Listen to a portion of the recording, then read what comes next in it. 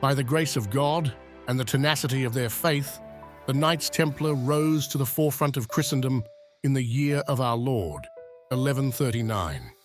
The tides of history raged around them, painting a canvas of both triumph and tragedy, as they became a beacon of devotion and valor in one of history's most tumultuous periods.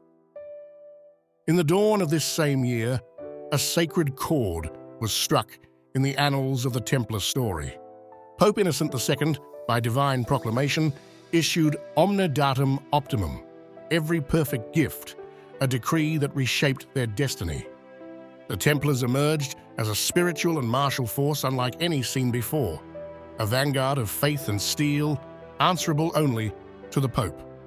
Their rising honor drew not just privileges, but also the admiration of Europe's nobility. Men of high birth and righteous fervor swelled their ranks. This surge in reverence was penned into history by Bernard of Clairvaux, the venerable theologian.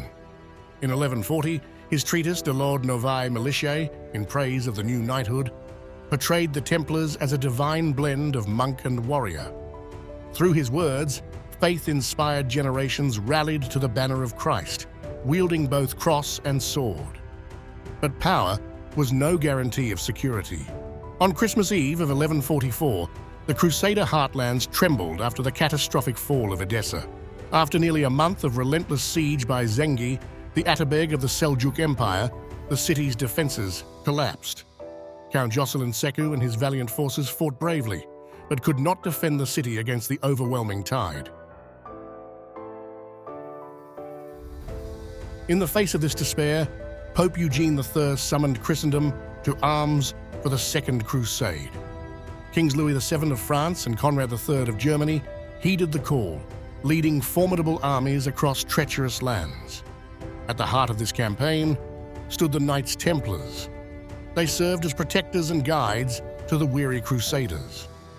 Their discipline and military prowess stood in stark contrast to the disorganized forces of Europe.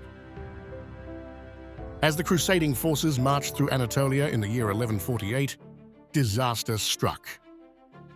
In a narrow pass near Mount Cadmus, the Seljuk Turks ambushed King Louis VII's army. They were overwhelmed by relentless assaults.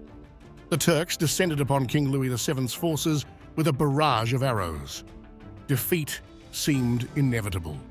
Yet, in an act of divine bravery, a small contingent of Templar knights charged into the fray, their swords cleaving through despair.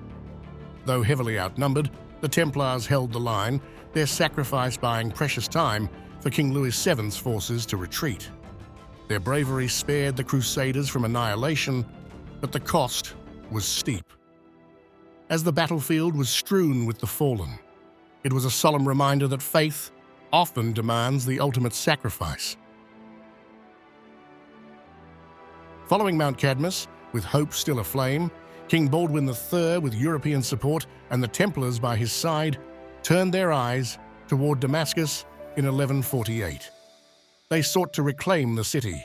Yet, Una, the city's commander, stood firm with resolute defenses.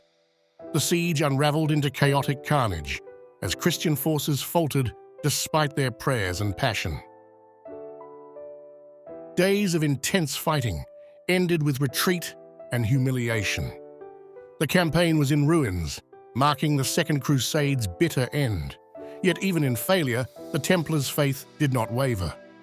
In 1149, their Grand Master, Robert de Craon, passed into history, succeeded by Everard de Bar, who would guide the order through the trials ahead.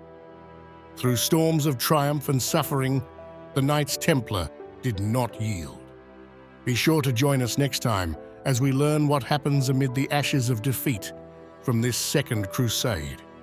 Until then, stand firm, take courage, and keep the faith.